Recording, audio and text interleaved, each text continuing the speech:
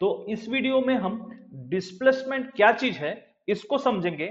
Physics के last video में हमने डिस्टेंस क्या था उसका थोड़ा सा ओवरव्यू कर लेते हैं। तो डिस्टेंस होता है टोटल पाथ। जैसे हमने यहाँ ए से जर्नी स्टार्ट की और बी को गए और बी से सी को और सी से वापस डी को आए, तो फिर सी से डी को पहुंचे, तो टोटल जर्नी जो A B plus B C plus C D, ये टोटल पाथ ये हो जाता है distance.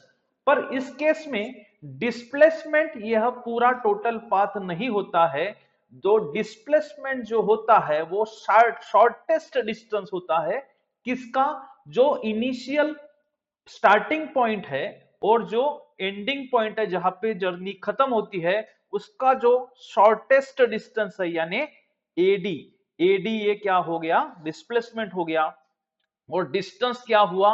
A B B C और सी डी का addition, that is A B plus B C plus C D. ये टोटल पाथ मीन्स ये distance हो गया। और displacement means the shortest distance between initial starting point and final position. Then the displacement can be defined as it is the shortest distance between the starting point and ending point. यहाँ पे A यह starting point है और जो D है ये ending point है, तो इसका जो shortest distance है that is AD, ये हो गया displacement का बेसिक आइडिया है। Displacement is nothing but the final position minus initial position. Important points of displacement: it is a vector quantity, it has magnitude and direction, it has both magnitude as well as direction, that's why it is a vector quantity. It always follows straight line, कभी भी जो displacement होता है वो straight line में ही होता है। It can be zero, displacement यह जीरो हो सकता है पर डिस्टेंस कभी जीरो नहीं हो सकता, यह डिफरेंस है। its value is always less than or equal to distance. Distance का जो वैल्यू है उतना ही डिस्प्लेसमेंट का वैल्यू रह सकता है या फिर उससे कम रहेगा, पर उससे ज्यादा कभी नहीं रहेगा। तो डिस्प्लेसमेंट का जो वैल्यू है वो it is equal to distance और it may be less than distance but it is not more than distance. Let's understand this concept by taking some example. Here, forward and backward motion. Here, distance is equals to total path and displacement is nothing but the direct part. Here, a boy is standing और वो क्या कर रहा है? Traveling कर रहा है 5 meter forward and then 3 meter backwards. Means यहाँ पे 5 meter forward plus 3 meter backward, that is total distance is equals to 8 meter. Displacement यह 8 नहीं रहेगा। कैसे?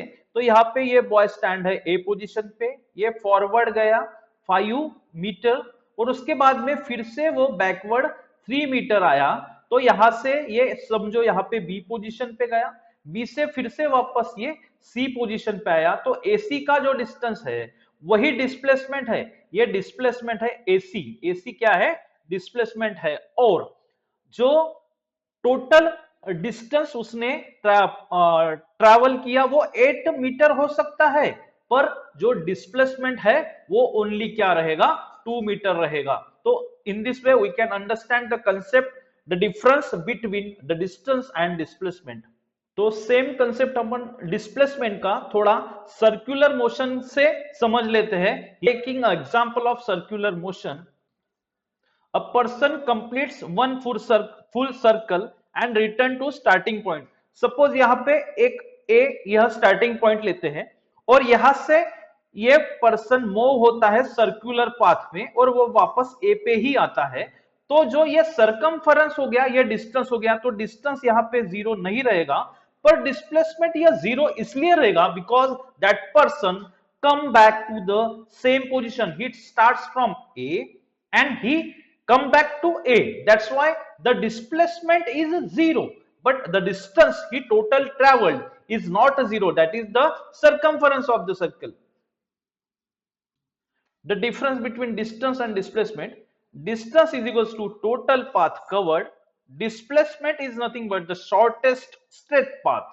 The distance has no direction. That's why distance is a scalar quantity.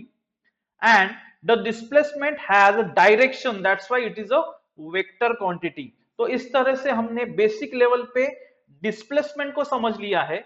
Do like share and subscribe Abhijeet Sana maths for basic intermediate and advanced level of mathematics, physics and coding. Subscribe now, join the learning journey.